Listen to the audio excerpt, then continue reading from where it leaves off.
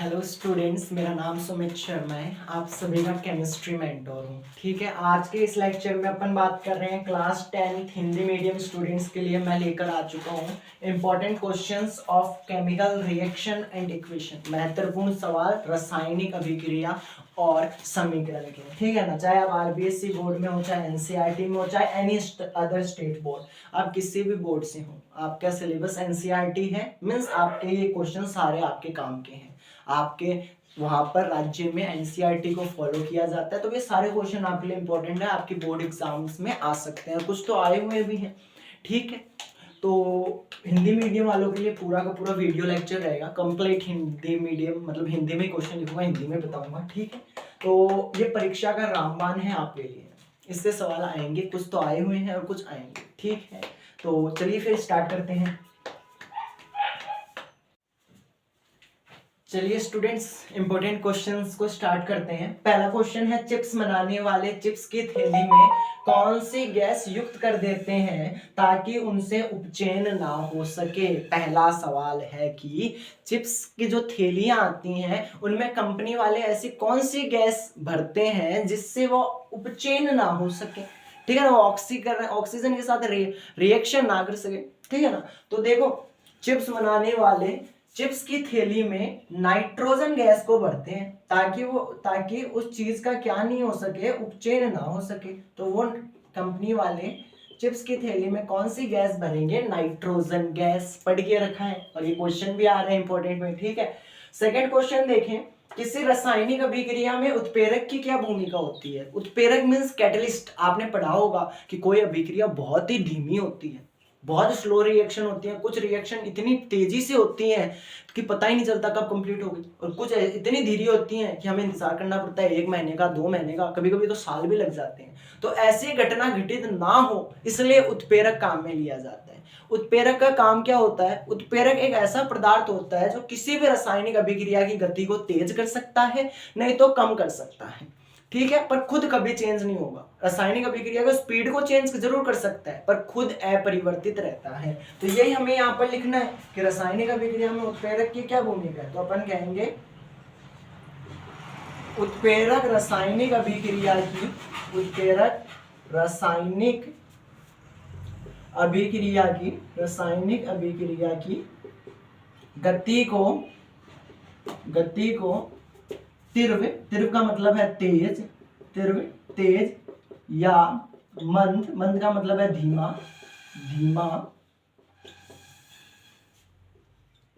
कर देता है,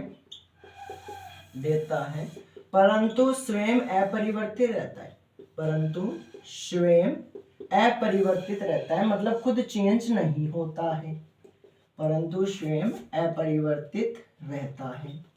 देखो, दूसरा सवाल भी काफी इजी सा है कि रासायनिक अभिक्रिया में उत्प्रेरक की क्या भूमिका है, उत्प्रेरक क्या काम आता है। तो रासायनिक अभिक्रिया की जो स्पीड है उसको तेज करने में, नहीं तो उसको धीमा करने के काम में आता है, पर खुद कभी भी चेंज नहीं होता, खुद अपरिवर्तित ही रहता है। क्वेश्चन नंबर 3 की बात करें तो रासायनिक अभिक्रिया किसे कहते हैं। ये आपसे रासायनिक अभिक्रिया की परिभाषा पूछ रहा है, तो हमने पढ़ के रखा है ना, जिसमें नए गुण वाले पदार्थों का निर्माण होता है, मीन्स केमिकल रिएक्शन है जिसमें नए नए गुण वाले पदार्थ हमें मिलते जाएंगे, मतलब वो केमिकल रिएक्शन है। तो अपन लिख सकते हैं नए गुण वाले पदार्थों का निर्माण होना, नए गुणों वाले पदार्थों का निर्माण होना रासायनिक अभिक्रिया कहलाता है। ये तो आपकी शॉर्ट डेफिनेशन, रासायनिक अभिक्रिया कहलाता है, रासायनिक अभिक्रिया कहलाता है। यह एक डेफिनेशन तो ये लिख सकते हैं। एक तो आप ये लिख दो कि नए गुणों वाले पदार्थों का निर्माण होता है, मतलब केमिकल रिएक्शन है। और आपको अगर दूसरी परिभाषा देनी है तो अथवा लगा के लिख दो कि रासायनिक परिवर्तन का होना ही रासायनिक अभिक्रिया है। ये भी डेफिनेशन एकदम परफेक्ट है, लिखना चाहें तो लिख सकते हैं रासायनिक परिवर्तन का होना ही रासायनिक परिवर्तन का होना ही रासायनिक अभिक्रिया कहलाता है, रासायनिक अभिक्रिया कहलाता है। बोलो ये दो डेफिनेशन में से आपको जो बढ़िया लगे वो आप लिख सकते हैं। ठीक है, 3 क्वेश्चन अपन ने देखे हैं। दोबारा से बता देता हूँ कि चिप्स बनाने वाले चिप्स की थैली में कौन सी गैस युक्त कर देते हैं ताकि उनसे उपचयन ना हो सके। कोई आपसे पूछे तो आपका आंसर रहेगा नाइट्रोजन गैस। कोई आपसे पूछे किसी रासायनिक अभिक्रिया में उत्प्रेरक की क्या भूमिका होती है, तो आप कहेंगे उत्प्रेरक अभिक्रिया की गति को तेज कर सकता है, नहीं तो धीमा कर सकता है, परंतु स्वयं क्या रहेगा, अपरिवर्तित रहेगा, मतलब खुद कभी चेंज नहीं होगा। रासायनिक अभिक्रिया किसे कहते हैं, नए गुणों वाले पदार्थों का निर्माण होना रासायनिक अभिक्रिया है। या ये वाली परिभाषा पसंद नहीं है तो नीचे वाली लिख दो, रासायनिक परिवर्तन का होना ही रासायनिक अभिक्रिया कहलाता है। आप इसे लिखें। चलिए फिर क्वेश्चन नंबर 4 की बात करें तो क्वेश्चन नंबर 4 कहता है किसी भी क्रियाशील धातु की अभिक्रिया तन्नु सल्फ्यूरिक अम्ल के साथ करने पर कौन सी गैस निकलती है। सवाल कह रहा है कोई भी मेटल है, कोई भी धातु है, उसकी रिएक्शन आप सल्फ्यूरिक एसिड के साथ करवा दो तो मेरे को बताओ कौन सी गैस निकलेगी। तो इसका आंसर सीधा तो क्या होता है, सीधा सा आंसर आप ये बोल सकते हैं कि हमने पढ़ के रखा है कि कोई भी धातु है वो आपके एसिड के साथ, कोई भी अम्ल के साथ अभिक्रिया करेगा तो लवण बनाएगा, प्लस में हाइड्रोजन गैस निकलता है। तो आप इसका आंसर डायरेक्ट निकल सकते हैं हाइड्रोजन गैस। हाइड्रोजन गैस आपने डिटेल में तो पढ़ाई होगा कि धातु की रिएक्शन सल्फ्यूरिक अम्ल की कोई से एसिड के साथ करवा दो, आपके पास लवण बनेगा, प्लस में आपको हाइड्रोजन गैस बाहर निकलती हुई दिखेगी। ये आपने पढ़ के रखा है और इसी एक रिएक्शन से ही आपका एक छोटा सवाल बना है। ठीक है, फिर क्वेश्चन नंबर बात करें 5 की, तो क्वेश्चन नंबर 5 कह रहा है कि वह अभिक्रिया कौन सी है जिसका उपयोग श्याम श्वेत फोटोग्राफी में किया जाता है। आपको एक ऐसी रिएक्शन लिख के देनी है हमें जिसका उपयोग कहाँ हो रहा हो, श्याम श्वेत फोटोग्राफी में हो रहा हो। मीन्स AgBr सिल्वर ब्रोमाइड की रिएक्शन जब मैं सूर्य के प्रकाश की उपस्थिति में करवाता हूं, सूर्य के प्रकाश की उपस्थिति में करवाता हूं तो वो Ag+Br में टूटता है जब विघटन होता है उसका।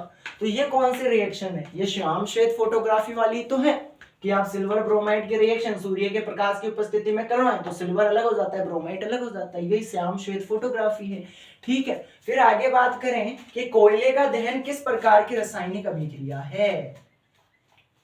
किस प्रकार की, मतलब आपसे प्रकार पूछ रहे हैं कि कोयले का दहन मतलब कोयले का जलना, तो कोयला जलता है मीन्स कार्बन जब जलेगा तो ऑक्सीजन की प्रेजेंस में जलेगा और CO2 बनाएगा।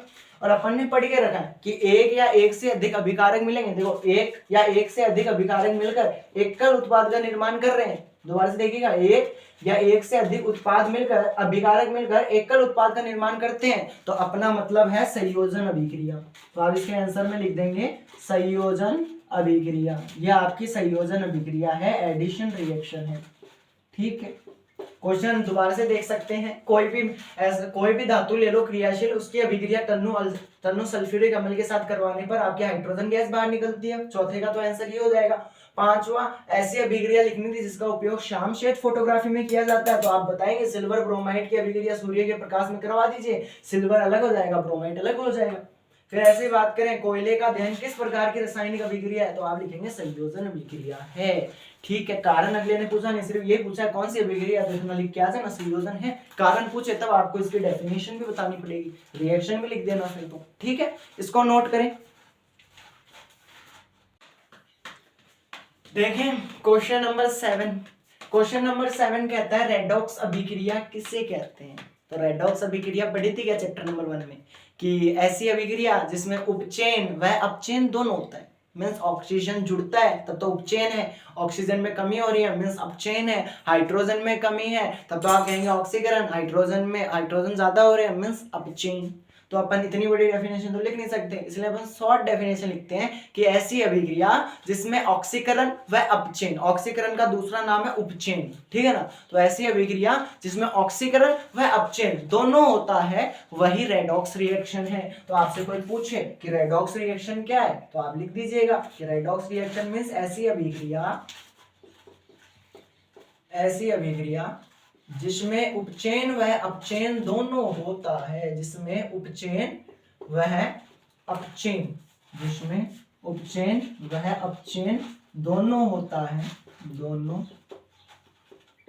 है उसे रेडॉक्स रिएक्शन कहते हैं, उसे रेडॉक्स अभिक्रिया कहते हैं, उसे रेडॉक्स अभिक्रिया कहते हैं।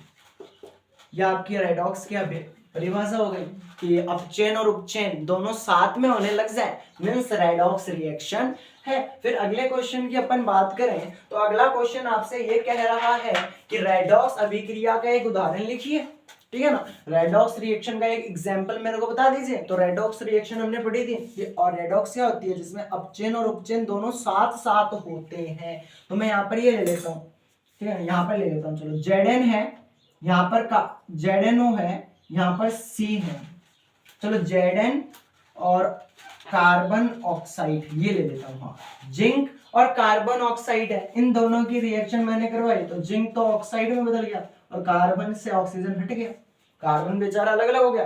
पहले तो कार्बन के पास क्या था, ऑक्सीजन था, और अब कार्बन से ऑक्सीजन हट गया।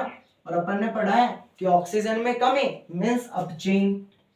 तो यहाँ पर कार्बन का तो क्या हो गया, कार्बन का तो हो गया अपचयन। और ऊपर वाले की बात करें तो यहाँ पर जिंक बेचारा पहले अकेला था, अब जिंक के साथ ऑक्साइड मिल गया, मतलब ऑक्सीजन में वृद्धि, और ऑक्सीजन में वृद्धि का मतलब हो जाएगा उपचयन। इस क्वेश्चन का आंसर यहाँ है आपका, ठीक है। तो रेडॉक्स अभिक्रिया का एक उदाहरण देना था, हमने दे दिया कि जिंक को कार्बन ऑक्साइड के साथ रिएक्ट करवाइए, जिंक ऑक्साइड बनेगा, मतलब जिंक ऑक्साइड में कन्वर्ट हो गया है, मतलब जिंक आपका जिंक ऑक्साइड में कन्वर्ट हो गया, मींस इसका तो क्या हो गया, उपचयन। और कार्बन पहले किस में था, कार्बन आपका था पहले कार्बन ऑक्साइड था, और ये किस में चेंज हो गया, कार्बन में, ऑक्सीजन में कमी, तो आप लिखेंगे अपचयन, ठीक है। चाहे कैसे लिख दो, ऐसे लिख दो, नहीं तो ऐसे लिख दो, पर बेटर ये रहेगी रिएक्शन के थ्रू लिखोगे ना, बहुत अच्छा लगेगा अगले, ठीक है। तो नेक्स्ट क्वेश्चन देखिए आपका, क्वेश्चन नंबर 9। क्वेश्चन नंबर 9 में मैंने दो क्वेश्चन को एक साथ ही एडजस्ट करके रखा है, दोनों क्वेश्चन अलग अलग हैं ऐसे तो, पर अथवा में लगा के मैंने दोनों को एडजस्ट कर दिया, क्योंकि ऊपर वाली लाइन दोनों की लगभग सेम थी, बस क्वेश्चन लास्ट में चेंज हो रहा है थोड़ा सा पूछने का तरीका। तो देखो अपन क्वेश्चन को पहले ध्यानपूर्वक पढ़ते हैं। क्वेश्चन बोल रहा है मैग्नीशियम रिबन को वायु की उपस्थिति में जलाने पर क्या बनता है, ठीक है, वायु, हाँ, मैग्नीशियम रिबन को वायु की उपस्थिति में जलाने पर क्या बनता है, मैग्नीशियम रिबन होता है, वायु की उपस्थिति में जलाओगे मींस ऑक्सीजन के साथ रिएक्ट करेगा, तो आप ऐसे लिखते होंगे Mg है मैग्नीशियम, ऑक्सीजन के साथ रिएक्ट करेगा तो 2Mg बनाएगा, मैग्नीशियम ऑक्साइड बनाएगा ये तो, कि जब आपने मैग्नीशियम को वायु की उपस्थिति में जलाना शुरू किया तो ये आपका मैग्नीशियम ऑक्साइड बनेगा, जो कि श्वेत कलर का होता है, सफेद होता है मैग्नीशियम ऑक्साइड। इसका जो पाउडर होगा वो कैसे रंग का होगा, श्वेत कलर का होगा, व्हाइट कलर का। ये तो आपके पहले का आंसर है, ठीक है, ये तो आपके इसका है कै का। और अब अपन बात करें अथवा वाले, ख नंबर लगा देता हूँ। ख में क्या पूछ रहा है, उपरोक्त प्रश्न के आधार पर, मतलब ऊपर वाले प्रश्न के आधार पर मुझे ये बताइए कि यहाँ पर किसका उपचयन हुआ है, मतलब ऑक्सीजन किस में जुड़ा है या हाइड्रोजन किससे निकला। तो आपको पता चल गया यहाँ पर मैग्नीशियम ऑक्सीजन के साथ जुड़ के मैग्नीशियम ऑक्साइड बना रहा है, तो अपन कह सकते हैं कि यहाँ पर मैग्नीशियम है, मैग्नीशियम किस में कन्वर्ट हो गया, मैग्नीशियम ऑक्साइड में कन्वर्ट हो गया, मींस यहाँ पर मैग्नीशियम का क्या हुआ, मैग्नीशियम का उपचयन हुआ है। यहाँ पर उपचयन किसका हुआ, यहाँ पर उपचयन तो मैग्नीशियम का हुआ। तो देखो दोनों क्वेश्चन मिलते जुलते थे, तभी मैंने एक साथ ही लिख दिया, जो अपना काम थोड़ा सा कम हो जाए, ठीक है। दोबारा से देखना चाहें तो देख सकते हैं। रेडॉक्स अभिक्रिया क्या है, ऐसी अभिक्रिया जिसमें उपचयन और अपचयन दोनों होता है, ऑक्सीकरण और अपचयन दोनों होता है। रेडॉक्स अभिक्रिया की एक उदाहरण बता दिए हम, ठीक है ना। फिर मैग्नीशियम रिबन को वायु की उपस्थिति में जलाने पर क्या बनता है, मैग्नीशियम ऑक्साइड बनता है, जो कि सफेद कलर का होता है। फिर उपरोक्त प्रश्न के आधार पर बताना था उपचयन किसका हुआ, तो उपचयन तो बेटा मैग्नीशियम का हुआ है, देख लो मैग्नीशियम ऑक्साइड में चेंज हो गया। तो ये 9 क्वेश्चन आप लिखें। चलिए फिर क्वेश्चन नंबर 10 की बात करें तो क्वेश्चन नंबर 10 कह रहा है कॉपर से अधिक क्रियाशील धातुओं का नाम बताइए या नाम लिखिए, ठीक है ना, मतलब कॉपर से अधिक क्रियाशील होनी चाहिए। तो कॉपर से अधिक क्रियाशील मेटल्स कौन कौन से अपने पास, धातु कौन कौन से, आंसर की बात करूं एक तो आपके पास आयरन होगा Fe, एक आपके पास मेरे अंदाज तक कॉपर होगा, तांबा, ठीक है ना, तांबा को कॉपर भी तो कहते हैं। फिर आपका आगे आप बात करें मैग्नीशियम, ये 3 धातुएं ऐसी हैं जो कॉपर से अधिक क्रियाशील है। तो इन 3 का नाम आप याद रखें, आपसे 2 भी पूछ सकता है, 1 भी पूछ सकते हैं, आप ये तीनों के तीनों याद रखें। फिर क्वेश्चन नंबर 11 क्या रहा है, संगमरमर का रासायनिक सूत्र लिखिए। संगमरमर का मतलब होता है आपके जो मार्बल आते हैं वो, तो उसका आपको केमिकल फॉर्मूला बताना है। तो संगमरमर का आपका केमिकल फॉर्मूला होता है कैल्शियम कार्बोनेट। ठीक है, पहले मैं नाम लिख देता हूँ फिर बता दूँ। ठीक है ना, कैल्शियम कार्बोनेट। और कैल्शियम कार्बोनेट का केमिकल फॉर्मूला होता है CaCO3। आपसे नाम नहीं पूछा, आपसे फॉर्मूला पूछा, तो आप सिर्फ फॉर्मूला ही बताएं CaCO3। ठीक है, और इसका मतलब क्या, कैल्शियम कार्बोनेट है। ठीक है, क्वेश्चन नंबर 12 देखिए, रासायनिक अभिक्रिया के होने को किन प्रक्षणों के आधार पर ज्ञात किया जा सकता है। या आपको कैसे पता चले कि रासायनिक रिएक्शन हो रही है, रासायनिक अभिक्रिया हो रही है, तो इसके लिए 4 प्रक्षण आपने पढ़ के रखे हैं मेरे अंदाज तक। पहला तो क्या था, अवस्था में परिवर्तन। ठीक है ना, उसकी अवस्था चेंज होती रहती है, सॉलिड से लिक्विड में जा रहा है, लिक्विड से गैस में जा रहा है, अवस्था चेंज होती रहेगी तो अपन मान लेंगे केमिकल रिएक्शन है। फिर उसमें क्या होता है, फिर उसमें गैस का उत्सर्जन होता है, गैस निकलने लग जाती है बाहर, तो गैस का उत्सर्जन। फिर आगे अपन बात करें तो उसमें रंग में परिवर्तन आता है, कलर भी चेंज होता है, तो अपन मान लेते हैं कि केमिकल रिएक्शन हो रही है, रासायनिक अभिक्रिया हो रही है। और अगर उसके तापमान में परिवर्तन होता है तभी भी अपन कहते हैं तापमान में परिवर्तन, तापमान चेंज हो रहा है तभी भी वो केमिकल रिएक्शन करता है।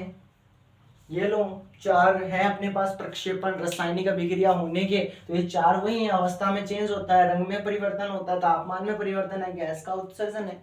क्वेश्चन नंबर 10 से दोबारा से देखें तो कॉपर से अधिक क्रियाशील मेटल कौन सा है, आयरन है, तांबा है, मैग्नीशियम है। संगमरमर का रासायनिक सूत्र क्या होता है, कैल्शियम कार्बोनेट होता है ना, CaCO3 होता है। रासायनिक अभिक्रिया के होने को किन प्रक्षेपणों के आधार पर ज्ञात किया जा सकता है, तो वो प्रक्षेपण ये 4 हैं। ठीक है, अब आप इसे नोट करें।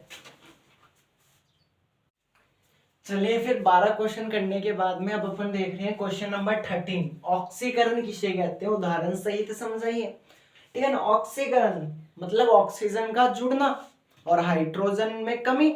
ऐसे तो कहेंगे ऑक्सीजन का जुड़ना और हाइड्रोजन का निकलना, नहीं तो ऐसे लिख सकते हैं ऑक्सीजन में वृद्धि और हाइड्रोजन में कमी। क्या है, ऑक्सीकरण है, परिभाषा तो लिख देंगे। ठीक है, चलो आधा सवाल तो हो गया अपना। अब उदाहरण सहित समझाइए, उदाहरण भी देना पड़ेगा अगले को। तो चलिए फिर करते हैं।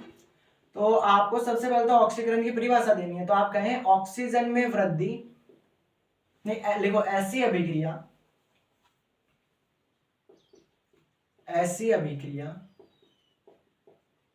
ऐसी अभिक्रिया जिसमें ऑक्सीजन में तो वृद्धि, ऐसी अभिक्रिया जिसमें ऑक्सीजन में वृद्धि, ऑक्सीजन में वृद्धि हो, वह हाइड्रोजन में, वह हाइड्रोजन में या हाइड्रोजन का आहास हो, आहास का मतलब होता है कमी, हाइड्रोजन में कमी हो, उसे ऐसी अभिक्रिया जिसमें ऑक्सीजन में वृद्धि हो और हाइड्रोजन में कमी हो, उसे ऑक्सीकरण अभिक्रिया कहते हैं। ठीक है, अब आपसे इसका एग्जाम्पल पूछ रहा है, उदाहरण पूछ रहा है, तो उदाहरण लिखो। उदाहरण क्या लिखोगे, ऑक्सीजन को जोड़ना है और हाइड्रोजन निकालना है। तो चलो ऑक्सीजन इन दोनों में से एक भी घटना हो जाती है तो अपन मान लेते हैं ऑक्सीकरण हो रहा है। ठीक है ना, जरूरी नहीं है कि दोनों ही ऑक्सीजन भी निकल रहा है और हाइड्रोजन भी, सॉरी ऑक्सीजन जुड़ रहा है और हाइड्रोजन में कमी हो, दोनों घटना एक साथ होती है तो बढ़िया बात है। और बाई चांस नहीं होती है, एक भी हो जाती है, जैसे ऑक्सीजन जुड़ रहा है तो अपन मान लेते हैं ऑक्सीकरण है, हाइड्रोजन निकलेगा तो मान लेते हैं चलो ऑक्सीकरण ही हो रहा है। तो Zn है, Zn की रिएक्शन CO के साथ करवाओगे तो ZnO बन जाता है, Cu बन जाता है, मतलब जिंक से किस में कन्वर्ट हो गया, जिंक ऑक्साइड में कन्वर्ट हो गया, मतलब इसका क्या हो गया, ऑक्सीकरण हो गया। आपको उदाहरण सही समझाने के लिए कहा था तो ये उदाहरण लिख देना, सेटिस्फाई है, दिखा देना कि जिंक जिंक ऑक्साइड में चेंज हो गया। अब इसको सुनना, देखो मेरे पास तो स्पेस कम है पर आपको डिटेल में लिखना हो, आपका ये क्वेश्चन 3 नंबर का आ जाए, पर आएगा तो नहीं ये 3 नंबर का, आएगा तो ये 1 मार्क्स का ही अराउंड में आएगा, 3 का तो नहीं आएगा, 2 का आ जाएगा ज्यादा से ज्यादा, 3 का तो नहीं आएगा। तो जब ये आपका क्वेश्चन आ जाता है 2 मार्क्स का तो आप ऐसे लिखें कि पहले तो डेफिनेशन लिख देना कि ऐसी अभिक्रिया जिसमें ऑक्सीजन में वृद्धि हो और हाइड्रोजन में कमी हो, मींस ऑक्सीकरण है। और रिएक्शन उदाहरण लिखने की बात है तो ये लिख देना कि जिंक कार्बन ऑक्साइड के साथ रिएक्ट करता है तो जिंक ऑक्साइड प्लस कार्बन बनाता है, यहाँ पर जिंक से जिंक ऑक्साइड में चेंज हुआ इसलिए ऑक्सीकरण है। देखो ध्यान से सुनना, उदाहरण में क्या लिखोगे, उदाहरण ये लिख देना, साइड में दिखा देना ऑक्सीकरण, फिर नीचे लिख देना, उपरोक्त उदाहरण से स्पष्ट है कि जिंक जिंक ऑक्साइड में बदला है, इसलिए जिंक का यहाँ क्या हुआ है, ऑक्सीकरण हुआ है। लिखना चाहे तो लिख सकते हैं, अदरवाइज इतना भी लिख के आओगे तो ठीक है। ठीक है, अब आगे देखो, आपको एक रिएक्शन दी हुई है, CH4 मैथेन होता है, इसकी अभिक्रिया जब आप ऑक्सीजन के साथ करवाते हैं तो carbon dioxide plus water release होता है। इसको क्या करना है, संतुलित करना है आपको। ठीक है, आपको इसको क्या करना है, संतुलित करना है। सबसे पहले मैं रिएक्शन को लिख लेता हूँ, CH4 CO2 प्लस H2। ठीक है, तो देखो अब आपको सबसे पहले तो मैंने सिखा के रखा है ऐप वालों को तो कि आपको जब भी केमिकल रिएक्शन सॉल्व करने को कहे ना तो आप LHS ले लिया करो। LHS मीन्स अभिकारक और RHS का मतलब उत्पाद। और देखो कौन कौन से तत्व हैं आपके पास, एक तो C है, एक आपके पास H है, एक आपके पास O है, मीन्स आपके पास 3 ही है। ठीक है, अब आप देखो अभिकारक में तो कार्बन कितना है, अभिकारक में कार्बन 1 है, यहाँ पर कार्बन कितना है, यहाँ पर भी 1 है, मतलब कार्बन जी तो बैलेंस है, कार्बन तो कह रहा है मैं तो बैलेंस हूँ भैया, मेरे को छेड़ना ही मत। पर देखते हैं, हाइड्रोजन यहाँ पर 4 है, हाइड्रोजन यहाँ पर 2 है, मतलब गड़बड़ी किसने की है, गड़बड़ी की आपके हाइड्रोजन ने। हाइड्रोजन LHS में तो 4 चल रहा था और RHS में 2 हो गया, मतलब हमें हाइड्रोजन को बैलेंस करना है। यहाँ पर ऑक्सीजन 2 है और आपके उत्पाद के साइड में ऑक्सीजन 3 है, मतलब गड़बड़ी करने वाला एक तो हाइड्रोजन है और एक कौन है, ऑक्सीजन। इसमें तो था 2, यहाँ पर हो गया 3। अब आपको इसको बैलेंस करना है, ये तो आपका प्रश्न वाली थी। अब यहाँ पर मैं लिख देता हूं बैलेंस रिएक्शन, कि मैंने संतुलित करके क्या लिखा, बैलेंस्ड रिएक्शन। तो देखो आपकी रिएक्शन क्या थी, आपकी रिएक्शन ये तो थी, CH4 है प्लस O2 है, फिर CO2 प्लस H2O में कन्वर्ट हो रहा है। ठीक, अब मैं सबसे पहले मैं हाइड्रोजन को छेड़ता हूँ। हाइड्रोजन यहाँ पर 4 है, मतलब मैं यहाँ पर तो कुछ नहीं जोड़ू, यहाँ पर 2 जोड़ देता हूँ। इस पानी का अणु है ना, इसके आगे 2 लगा देता हूँ, तो देखो हाइड्रोजन तो कितने हो गए, हाइड्रोजन हो गया 4, मतलब हाइड्रोजन जी तो अब बैलेंस हो गए इस रिएक्शन के अकॉर्डिंग, दूसरे वाले के अकॉर्डिंग बात कर रहा हूँ। पर अब आप ऑक्सीजन को देखो, ऑक्सीजन यहाँ पर तो 2 है, यहाँ पर 4 हो गया क्योंकि इसके पास भी जाएगा, तो मैं क्या करता हूँ, यहाँ पर 2 लगा देता हूँ। यहाँ पर मैं 2 लगाऊंगा तो 2 2 4 हो जाएंगे, और यहाँ पर पहले से 2 ऑक्सीजन यहाँ है, 2 यहाँ 4 हो गया, मीन्स ये बैलेंस हो गया। मतलब अब मैंने LHS साइड में भी 4 कर दिया, यहाँ पर भी 4 कर दिया, तो ये अभिक्रिया आपकी क्या हो गई, बैलेंस रिएक्शन हो गई। आपको वहां पर टेबल नहीं बनानी है, आप डायरेक्ट लिख देना चाहे कि ये रिएक्शन आई थी, इसको हमने बैलेंस करके ये रिएक्शन बनाई है, ये आपकी बैलेंस रिएक्शन है। ठीक है, ये आपकी संतुलित अभिक्रिया है। CH4 2 ऑक्सीजन की, देखो दोबारा से बता देता हूँ, CH4 मैथेन होता है, ऑक्सीजन के साथ रिएक्ट करता है तो कार्बन डाइऑक्साइड और पानी बनाता है। अपन ने सबसे पहले टेबल बनाई कि यहाँ पर किसकी कमी है, यहाँ पर किसकी कमी है, तो अपन ने देखा हाइड्रोजन यहाँ पर गड़बड़ी कर रहा है, यहाँ पर 4 हाइड्रोजन था, यहाँ पर पहले 2 ही था क्वेश्चन के अकॉर्डिंग, तो मैंने इसके आगे 2 लगाया, 2 लगाते हाइड्रोजन तो 4 4 बैलेंस हो गया, पर बेचारा ऑक्सीजन पहले से अनबैलेंस था और ज्यादा अनबैलेंस हो गया क्योंकि पहले 3 ही था ऑक्सीजन, अब मैंने यहाँ पर 2 लगाया तो ये 4 हो गया बेचारा, और 4 हो गया, और यहाँ पर LHS साइड में 2 ही था तो मैंने LHS साइड में 2 और ऑक्सीजन को ऐड कर दिया तो 4 4 बराबर हो गए। ठीक है ना, ऐसे बैलेंस करते हैं, आप कर सकते हैं तो ट्राई कीजिएगा। ठीक है ना, अब देखें अगला सवाल क्या है, अगला सवाल आपके पास है कि आपको रासायनिक समीकरण लिखनी है। ठीक है, आपको केमिकल रिएक्शन लिखनी है, सोडियम सल्फाइड है, इसकी अभिक्रिया जब आप जल के साथ और क्लोरीन के साथ करवाते हैं तो प्रोडक्ट के रूप में आपके पास ये बनता है, प्रोडक्ट के रूप में आपके पास सोडियम सल्फेट और प्लस हाइड्रोक्लोरिक अम्ल बनता है। जब आपने सोडियम सल्फाइड की रिएक्शन, इसकी आपको केमिकल रिएक्शन लिखनी है तो आपको फॉर्मूले आने चाहिए। सोडियम सल्फेट मींस Na2SO3 होता है। सोडियम सल्फेट क्या होता है, सोडियम सल्फेट होता है Na2SO3 होता है। जब आपने water means H2O, chlorine means Cl2, जब आपने इनकी रिएक्शन करवाई तो आपके पास क्या बना, सोडियम सल्फेट बना ना, NaSO4 बना, प्लस में 2HCl बाहर निकल गया। ये तो अपन को लिखना था और ये अपन ने लिख दिया, सॉरी यहाँ पर 2 था ना, सोडियम 2 थे तो यहाँ पर Na2SO4 बनेगा, सोडियम सल्फेट बनेगा, ये आपका फॉर्मूला हो गया। ये आपको लिखना था कि आपको शब्दों में समीकरण दी हुई आएगी, उसे आपको फॉर्मूले के रूप में लिखना, तो लिख दोगे, बस फॉर्मूले याद होने चाहिए। फॉर्मूले याद हैं तब तो आप ये काम कर सकते हैं, तब तो इजी लगता है, नहीं है याद तब गड़बड़ी हो सकती है। सोडियम सल्फाइड, ठीक है ना, इसका फॉर्मूला Na2SO3 होता है और सोडियम सल्फेट का फॉर्मूला Na2SO4 होता है। इन दोनों फॉर्मूले में बहुत कंफ्यूजन होती है याद करने में, तो इसको साइड में लिख लेना। ठीक है, अब आप इसे नोट करें, देखो स्टूडेंट, क्वेश्चन नंबर 16 पर अपन आ चुके हैं। क्वेश्चन नंबर 16 कह रहा है कि जब चूने के पानी की अभिक्रिया कार्बन डाइऑक्साइड से कराई जाती है तब क्या होता है। क्वेश्चन बोल रहा है चूने का पानी, अब केमिकल फॉर्मूला आना चाहिए ना, क्योंकि ये पूछ रहा है कि जब आप चूने के पानी की अभिक्रिया कार्बन डाइऑक्साइड के साथ कराओगे तो होगा क्या। तो अपन तो केमिकल रिएक्शन के थ्रू मैं समझा देता हूँ क्या होता है, लिख लेना आप अपने शब्दों में उसे। अपन समझते हैं चूने का पानी में CaOH का वोल्ट वाइज, चूने के पानी को ही बुझा हुआ चूना कहते हैं। ये आप क्लियर कर लीजिएगा क्योंकि कंफ्यूजिंग रह जाता है, ठीक है ना। आपके तो नहीं रहता पर बोर्ड वाला कंफ्यूज करने के लिए जरूर लिखता है कि चूने का पानी, वहां पर कंफ्यूजन हो जाता है। चूने का पानी में पता ही नहीं क्या होता है। चूने का पानी का मतलब है कैल्शियम हाइड्रोक्साइड, और यहाँ पर मैंने एक और सवाल लिखा ना बुझा हुआ चूना, ये भी वही है कैल्शियम हाइड्रोक्साइड, कंफ्यूज मत होना, दोनों सेम ही है।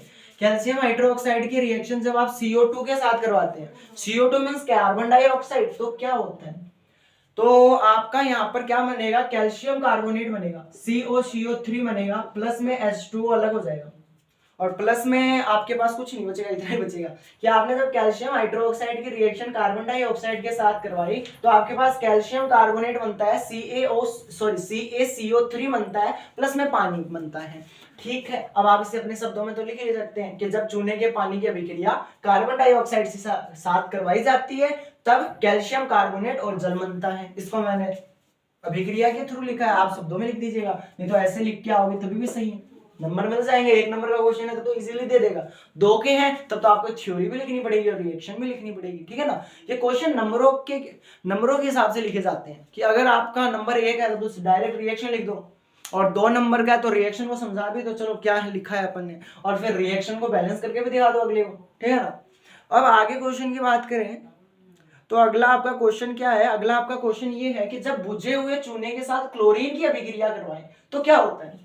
लिखने का तरीका वही रहेगा कि जब बुझे हुए चूने के साथ क्लोरीन की अभिक्रिया करवाते हैं तो आपके पास ब्लीचिंग पाउडर बनता है, ठीक है। Bleaching powder means CaOCl2, calcium oxide CaOCl2 होता है, ठीक है ना। नाम पूरा मेरे को अभी ध्यान में नहीं है, कमेंट में बता दूंगा आप सभी को, ठीक है ना, कमेंट चेक कर लेना। जब बुझे हुए चूने के साथ क्लोरीन की अभिक्रिया करवाते हैं तो CaOCl2 बनता है, ठीक है ना। ये ब्लीचिंग पाउडर होता है, साथ में कौन बनता है, पानी बनता है। अब आप इसको रिएक्शन के थ्रू लिख के दिखाओ, शब्दों में लिख के दिखाओ, वो आपकी इच्छा, ठीक है ना। कैल्शियम हाइड्रोक्साइड है, इसके रिएक्शन क्लोरीन के साथ करवाऊंगा तो CaOCl2 बनता है। इसे अपन ब्लीचिंग पाउडर के नाम से जानते हैं, ठीक है ना, ब्लीचिंग पाउडर, ब्लीचिंग पाउडर।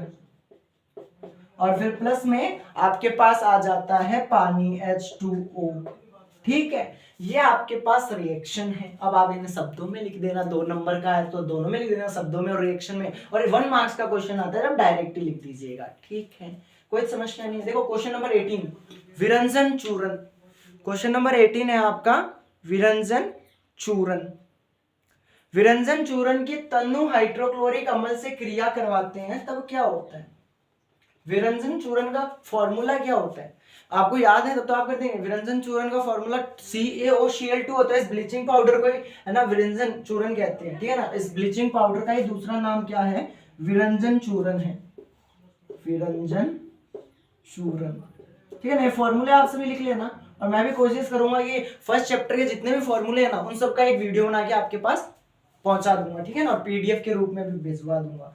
विरंजन चूर्ण की अभिक्रिया आपको करवानी है तन्नु हाइड्रोक्लोरिक एसिड के साथ, मींस HCl के साथ करवानी है, ठीक है। HCl मींस 2 लगा देता हूं, 2HCl, ठीक है ना, 2HCl के साथ करवानी है। तो आपका क्या बनता है ये आपको बताना है। तो आपके पास यहाँ पर तो बनेगा CaCl2 कैल्शियम क्लोराइड, प्लस में पानी निकलेगा H2O, और प्लस में मेरे अंदाज तक क्लोरीन गैस निकलती है, हाँ क्लोरीन निकलता है Cl2। अब आपको इन्हें शब्दों में लिखने आना चाहिए। मैंने देखो ये 3 टाइप के क्वेश्चन उठाए हैं ऐसे, ठीक है ना। क्या होता है कि इनको अभिक्रिया करवाते हैं तो क्या होता है, ऐसे मैंने 3 क्वेश्चन लिए आपके लिए, क्योंकि ऐसे क्वेश्चन आ सकते हैं, आपसे पूछ सकता है। तो बताओ 1 नंबर का पूछे तो डायरेक्ट रिएक्शन लिखना मेरे जैसे, और 2 नंबर का पूछे तो रिएक्शन को पहले समझा देना, ऊपर लिख देना हिंदी में, और फिर उसके रिएक्शन लिख देना, ठीक है। अब आप देखें दोबारा से, एक बार वापस देख लेते हैं कि मेरी स्पीड ज्यादा तेज तो नहीं हो रही। जब चूने के पानी की अभिक्रिया कार्बन डाइऑक्साइड से करवाओगे तो क्या होता है, आपका कैल्शियम कार्बोनेट बनता है, प्लस में पानी, और बुझे हुए चूने की जब क्लोरीन के साथ करवाते हैं तो आपका ब्लीचिंग पाउडर या विरंजन चूर्ण बनता है। केमिकल फॉर्मूला ये है, पानी साथ में रहता है, ठीक है ना, यहाँ पर लिख देता हूँ H2। फिर आपको कहा गया कि विरंजन चूर्ण की हाइड्रोक्लोरिक अम्ल से क्रिया करवा दो तो आपके पास CaCl2 बनेगा, कैल्शियम क्लोराइड बनेगा और आपके पास फिर क्लोरीन गैस निकलती रहेगी और पानी बचेगा। ठीक है, ये 18 क्वेश्चन आप देखें, फिर आगे बढ़ते हैं अपन। चलिए स्टूडेंट्स, अगला क्वेश्चन 19, लास्ट नहीं है ये। आप सोचेंगे 3-3 क्वेश्चन से एक क्वेश्चन में कैसे आएगा, इसका आंसर थोड़ा सा बड़ा लिखना है, ठीक है ना, तो मैंने स्पेस पहले ही छोड़ दी। क्वेश्चन क्या है, वायु में जलाने से पहले मैग्नीशियम रिबन को साफ क्यों किया जाता है? कि अपन मैग्नीशियम रिबन को जलाते हैं तो अपन उसे साफ क्यों करते हैं? सबसे पहले तो साफ करते किससे हैं, तो अपन उसको रेग माल के कपड़े से साफ करते हैं। सबसे पहला सवाल देखो, छोटा भी बन सकता है कि मैग्नीशियम रिबन को किससे साफ किया जाता है, और रेग माल के कपड़े से किया जाता है। क्यों किया जाता है? क्योंकि मैग्नीशियम रिबन में क्या होती है, बहुत सारी अशुद्धियां होती हैं, तो अपन उस रेंग मल के जब कपड़े से उसे रगड़ते हैं तो वो अशुद्धि तो गायब हो जाती है, और जो आपका मैग्नीशियम का जो वो है पेपर, वो उसकी सतह कैसी हो जाती है, खुरदरी, क्योंकि आप रगड़ोगे तो खुरदरी हो जाएगी, और उससे इसकी अभिक्रिया का वेग क्या हो जाता है, बढ़ जाता है। यही अपन को अब लिखना है। दोबारा से सुनिएगा कि वायु में जलाने से पहले मैग्नीशियम रिबन को रंग मल के कपड़े से साफ किया जाता है। पहली बात, क्यों किया जाता है? क्योंकि मैग्नीशियम रिबन की सतह पर अशुद्धियां जम जाती है, जिसे हटाते हैं अपन रंग मल के कपड़े से, और कपड़े से साफ करने के पश्चात उसकी जो सतह होती है वो खुरदड़ी हो जाती है, और खुरदड़ी होने के कारण उसका अभिक्रिया का वेग वो बढ़ा देती है, और हमें शुद्ध रूप से मैग्नीशियम प्राप्त हो जाता है। ठीक है, अब अपन को इसको लिखना है, तो देखो लिखते हैं आंसर लगा के। वायु में जलाने से पहले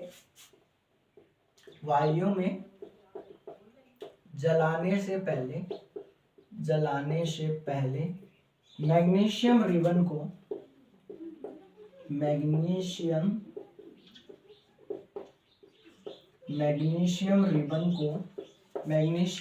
को रंगमाल से साफ किया जाता है।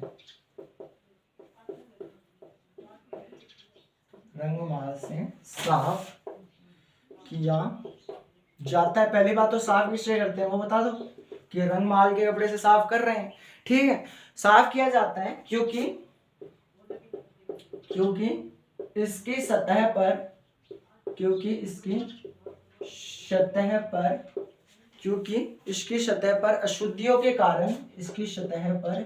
अशुद्धियों के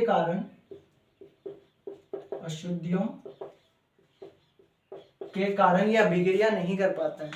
अशुद्धियों के कारण यह अभिक्रिया नहीं कर पाता है, उसका दहन आसानी से नहीं हो सकता। ऐसे लिख देना कि अशुद्धियों के कारण उसका दहन आसानी से नहीं हो सकता है, या आसानी से नहीं हो पाता है। दहन आसानी से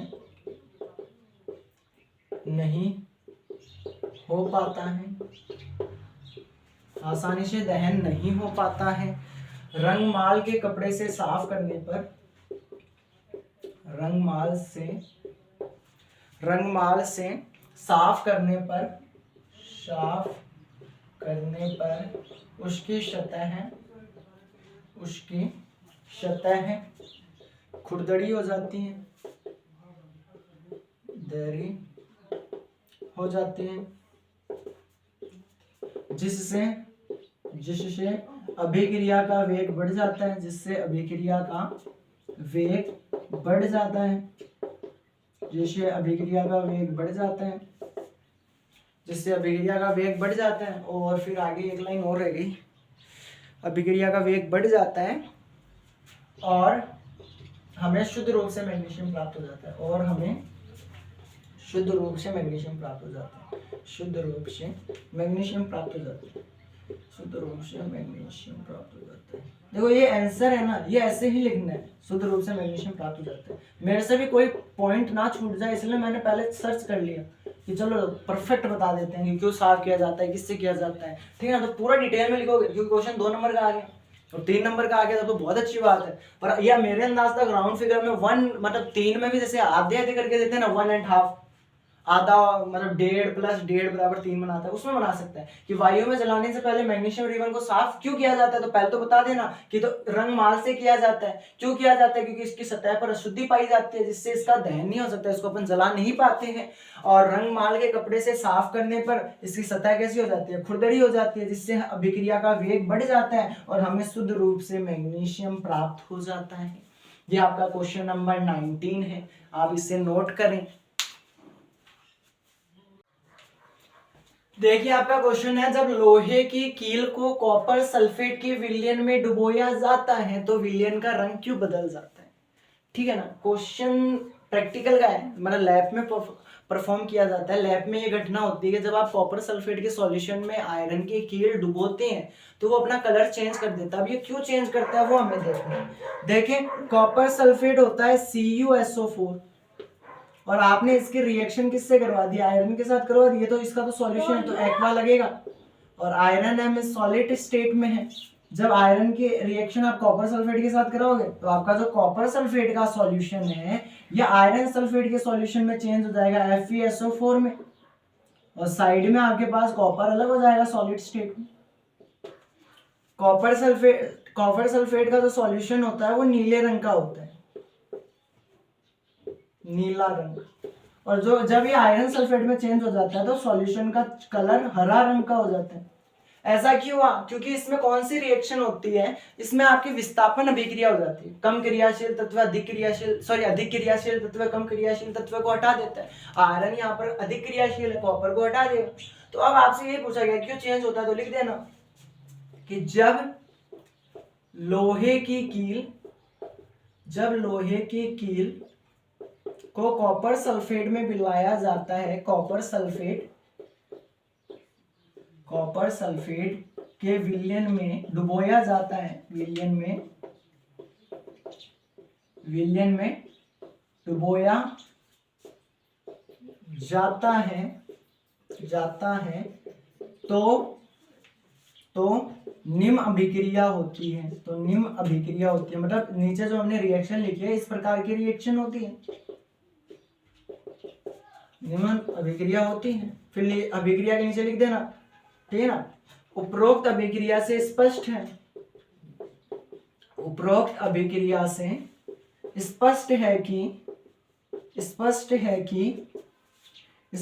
कि आयरन कॉपर की तुलना में अधिक क्रियाशील है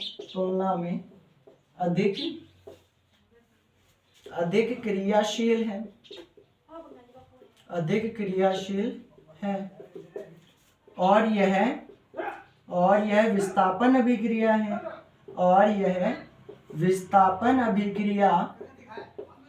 है।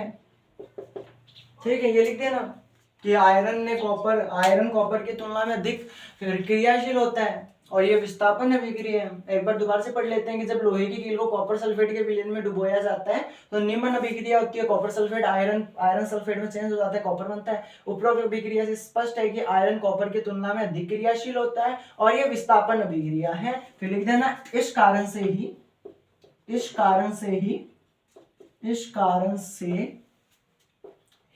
विलयन का रंग बदल जाता है। इसी कारण से विलयन का रंग बदल जाता है। यह आपके इस क्वेश्चन का आंसर हो गया। देखो पूरा लॉन्ग आंसर टाइप में अपन ने इसको लिख दिया। आप एग्जाम में आए तो आप ऐसे लिख देना, डायग्राम बना के बताओगे तो और ही बढ़िया बात है।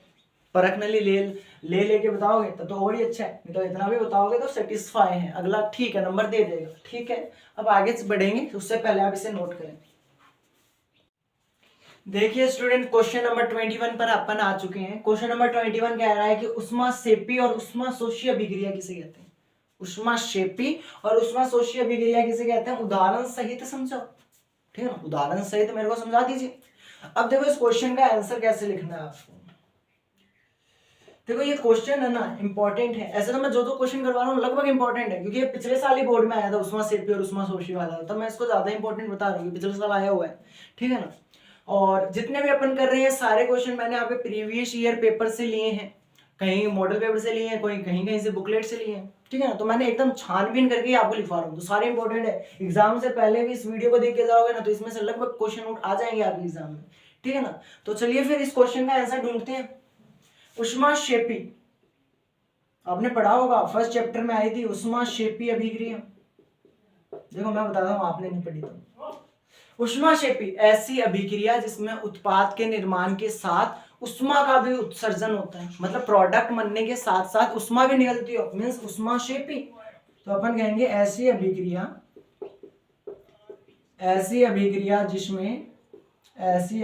जिसमें उत्पाद के निर्माण के साथ साथ उत्पाद के निर्माण के साथ साथ साथ ऊष्मा का भी उत्सर्जन होता है, ऊष्मा का भी उत्सर्जन होता है, ऊष्मा का भी उत्सर्जन, ऊष्मा का भी उत्सर्जन होता है, उसे ऊष्माक्षेपी अभिक्रिया कहते हैं, उसे ऊष्माक्षेपी अभिक्रिया कहते हैं, ऊष्माक्षेपी अभिक्रिया कहते हैं।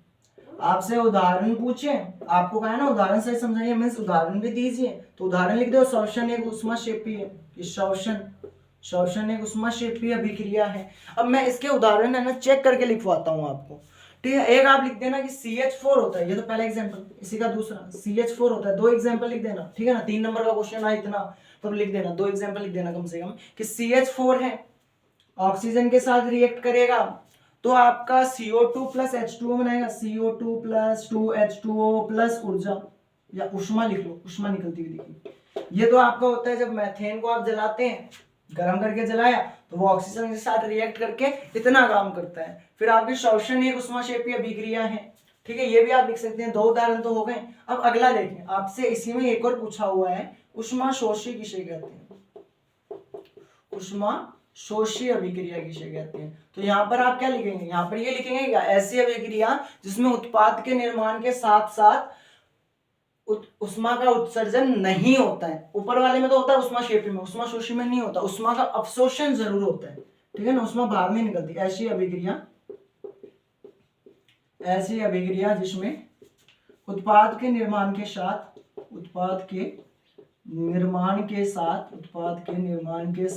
उष्मा का अवशोषण होता है, उष्मा का अवशोषण होता है, उष्मा का अवशोषण होता है, उसे ऊष्माक्षेपी अभिक्रिया कहते हैं। नहीं सॉरी, शेपी नहीं, शोषी, उसे ऊष्माशोषी अभिक्रिया कहते हैं, ऊष्माशोषी अभिक्रिया कहते हैं।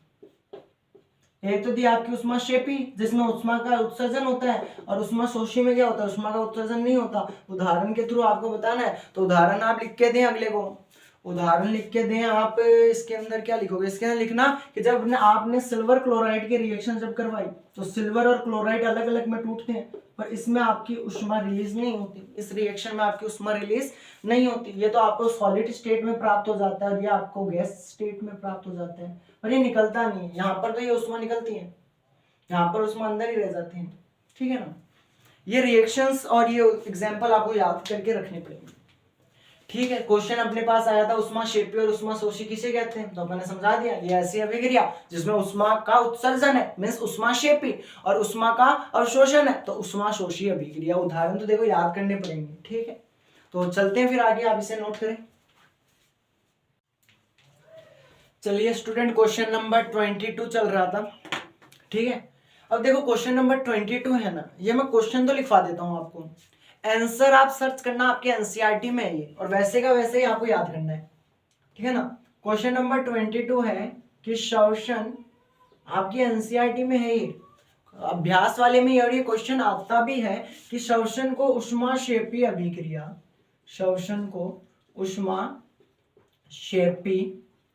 अभिक्रिया, ऊष्माक्षेपी अभिक्रिया क्यों कहते हैं, ऊष्माक्षेपी अभिक्रिया क्यों कहते हैं, वर्णन कीजिए, ठीक है ना, वर्णन कीजिए। मतलब आपको इसके बारे में बताना है कि शोषण एक ऊष्माक्षेपी अभिक्रिया क्या, अभी अभी अपन ने पढ़ा था। ऊष्माक्षेपी मींस ऐसी अभिक्रिया जिसमें उष्मा का क्या होता हो, उत्सर्जन होता हो, वो तो ऊष्माक्षेपी। और आपको डिटेल में बताना है, वर्णन भी करना है। अब देखो रिएक्शन तो मैं लिख दूंगा, तो फिर इसकी जो थ्योरी है ना वो आप थोड़ा सा चेक कर लेना, ठीक है ना। थ्योरी आप चेक कर लीजिएगा। ये कह रहा है शोषण एक ऊष्माक्षेपी अभिक्रिया, कैसे हुई शोषण।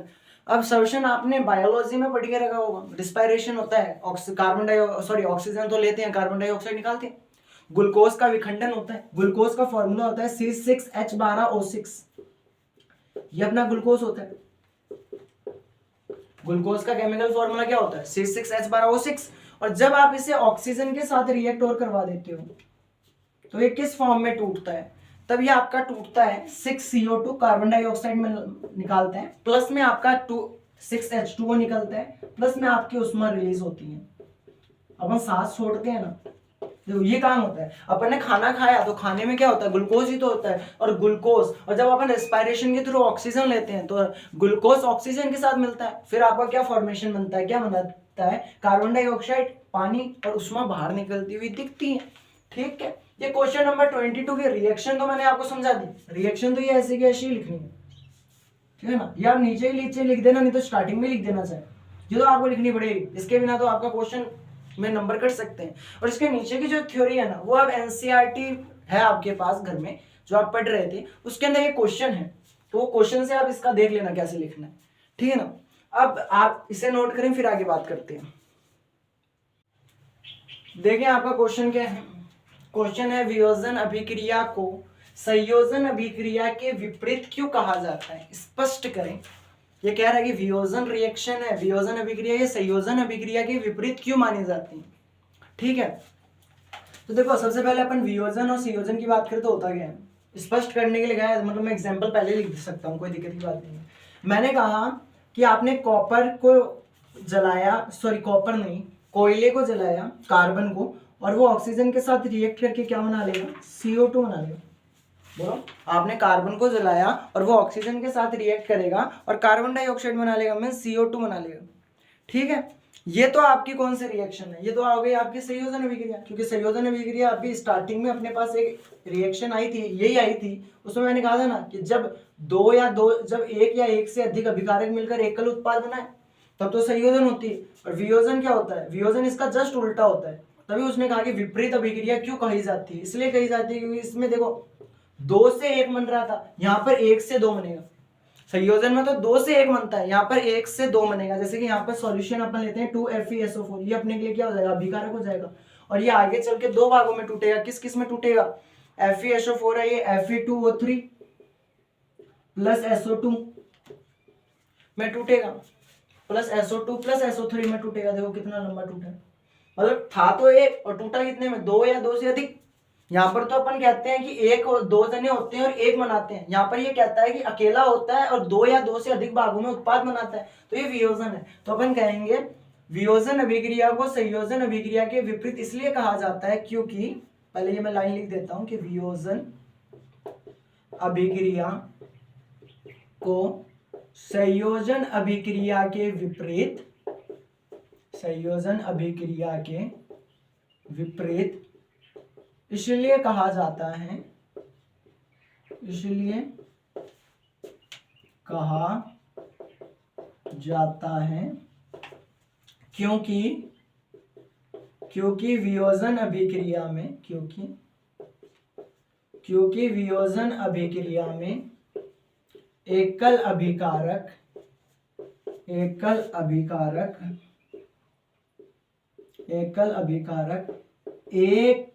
एक से ज्यादा उत्पाद में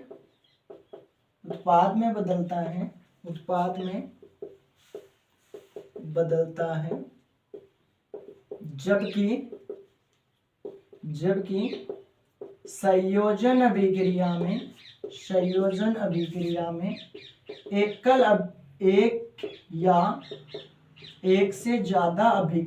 एक या एक से ज्यादा अभिकारक, एकल उत्पाद में बदलते हैं, सिंगल प्रोडक्ट बनता है, ये इसका कारण हो गया। अब कोई आपसे पूछ ले कि वियोजन अभिक्रिया संयोजन अभिक्रिया के विपरीत क्यों कही जाती है, स्पष्ट करें, तो स्पष्ट कर देना। पहले तो ये लाइन लिख देना कि वियोजन अभिक्रिया को संयोजन अभिक्रिया के विपरीत इसलिए माना जाता है क्योंकि वियोजन अभिक्रिया में तो एकल अभिकारक 2 या 2 से या 1 से ज्यादा उत्पाद में टूटता है, जबकि संयोजन में ये घटना विपरीत होती है, मतलब संयोजन में 1 या 1 से ज्यादा अभिकारक एकल उत्पाद में बदलते हैं। ठीक है, फिर ये रिएक्शन लिख दीजिएगा, नंबर मिल जाएंगे आपको पूरे में से पूरे। समस्या है नहीं, ये क्वेश्चन आप देखें फिर आगे बढ़ते हैं।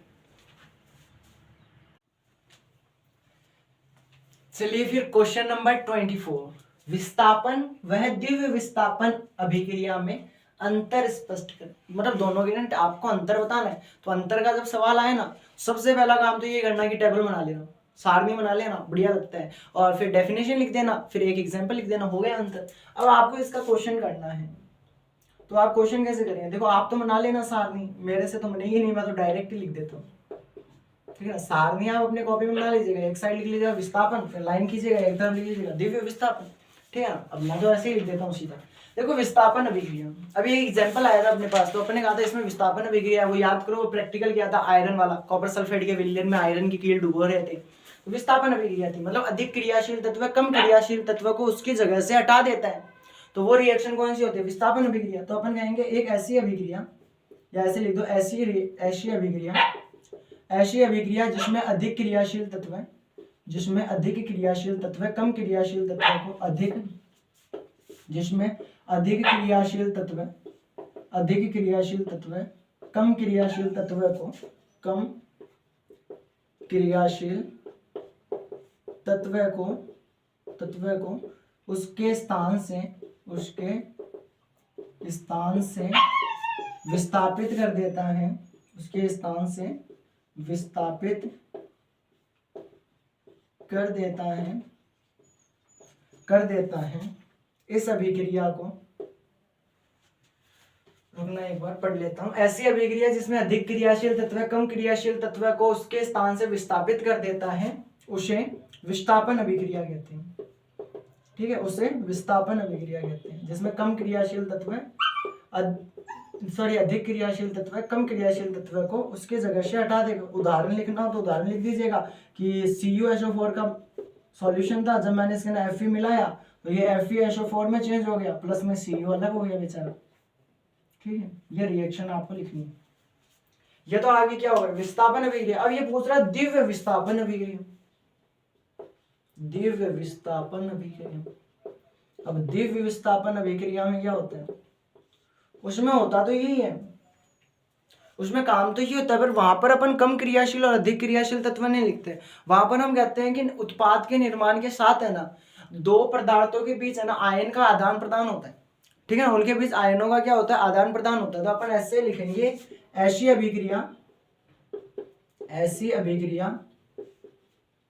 अभिक्रिया जिसमें उत्पाद निर्माण में, जिसमें उत्पाद के निर्माण के लिए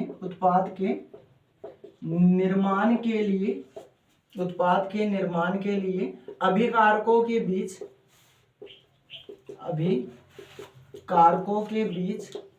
आयन का आदान प्रदान होता है,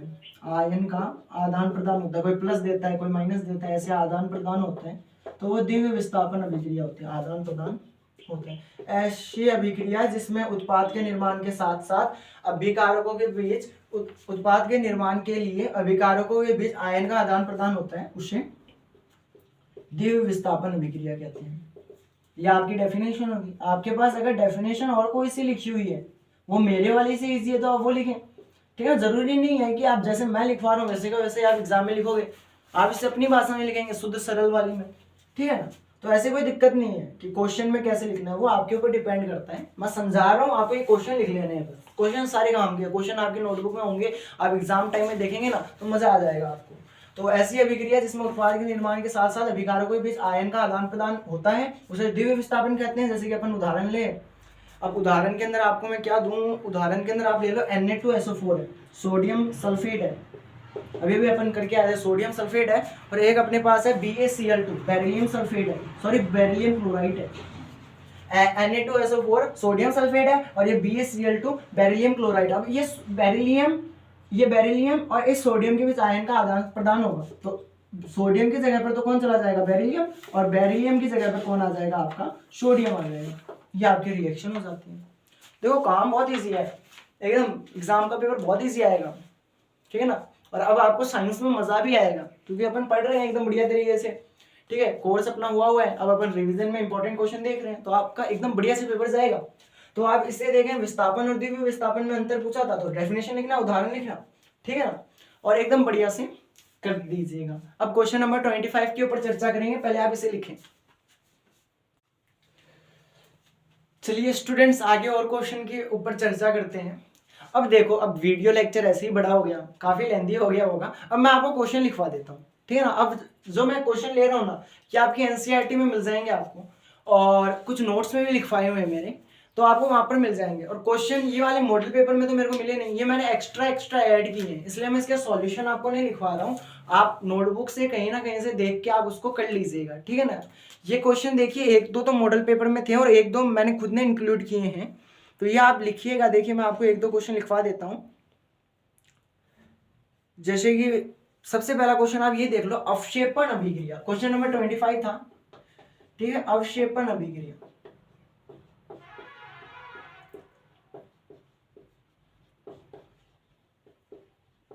अवक्षेपण अभिक्रिया से आप क्या समझते हैं, उदाहरण सहित बताइए। अब देखिए आपने जो संयोजन अभिक्रिया पढ़ी थी ना, उसके नीचे ही आई थी ये अवक्षेपण, इसका दूसरा नाम भी है एक, इसको वियोजन कहते हैं मेरे ख्याल से। वियोजन अभिक्रिया का दूसरा नाम है अवक्षेपण अभिक्रिया। तो अवक्षेपण अभिक्रिया से आप क्या समझते हैं, क्या समझते हैं, ठीक है। पहला क्वेश्चन तो ये हो गया कि आप अवक्षेपण अभिक्रिया से क्या समझते हैं। फिर दूसरा देखें, ये वाला तो करवा दिया मैंने। फिर नेक्स्ट है, हाँ यही है, हाँ, तेल और वसा युक्त, तेल और वसा युक्त, तेल और वसा युक्त खाद्य पदार्थ, वसा युक्त खाद्य पदार्थ, वसा युक्त खाद्य पदार्थ को नाइट्रोजन से,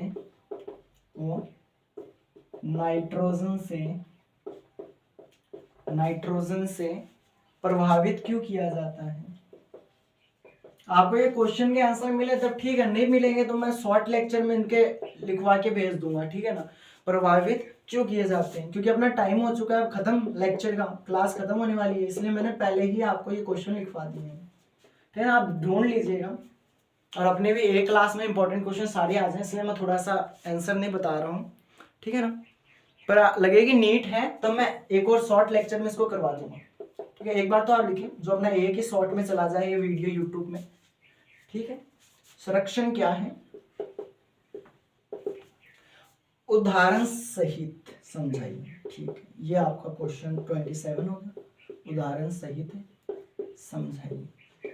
देखो क्वेश्चन बहुत थे, मैंने बहुत बढ़िया जो आए हुए हैं, हर बोर्ड में रिपीट हो रहे हैं, चाहे आपका राजस्थान बोर्ड है चाहे यूपी बोर्ड है, लगभग में ज्यादा रिपीट हो रहे हैं, वो वाले क्वेश्चन ही मैंने उठाए हैं और आपको समझा रहे हैं। फिर एक क्वेश्चन और लिखिएगा, विकृत गंधिता, देखो ये लास्ट वाला टॉपिक है इस चैप्टर का, ठीक है ना। विकृत गंधिता क्या है, उदाहरण सहित समझाइए, ठीक है।